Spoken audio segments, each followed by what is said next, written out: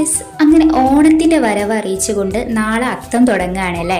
നാളത്തെ അത്തം സ്പെഷ്യലായിട്ട് നമുക്ക് ഇന്നൊരു അത്തപ്പൂക്കളം ചെയ്ത് നോക്കിയാലോ. അതും ടിഷ്യൂ പേപ്പർ വെച്ചിട്ടാണ് കേട്ടോ ഞാനിവിടെ അത്തപ്പൂക്കളം ചെയ്യുന്നത്. അപ്പോൾ പ്രിന്റസ്റ്റിൽ ഒരുപാട് വെറൈറ്റി ആയിട്ടുള്ള അത്തപ്പൂക്കളത്തിൻ്റെ ഡിസൈൻ കാണാൻ പറ്റും. അപ്പോൾ നിങ്ങൾക്ക് ഇഷ്ടപ്പെട്ട അത്തപ്പൂക്കളത്തിൻ്റെ ഡിസൈൻ ഏതാണോ അത് നിങ്ങൾക്ക് സെലക്ട് ചെയ്തെടുക്കാവുന്നതാണ് കേട്ടോ. അപ്പോൾ ഇന്ന് നമ്മൾ ടിഷ്യൂ പേപ്പർ വെച്ച് ചെയ്ത അത്തപ്പൂക്കളത്തിൻ്റെ ക്രാഫ്റ്റ് നിങ്ങൾക്ക് ഇഷ്ടപ്പെട്ടിട്ടുണ്ടെങ്കിൽ നമ്മുടെ കമൻറ്റ് ബോക്സിൽ പറയാൻ മറക്കരുത് കേട്ടോ.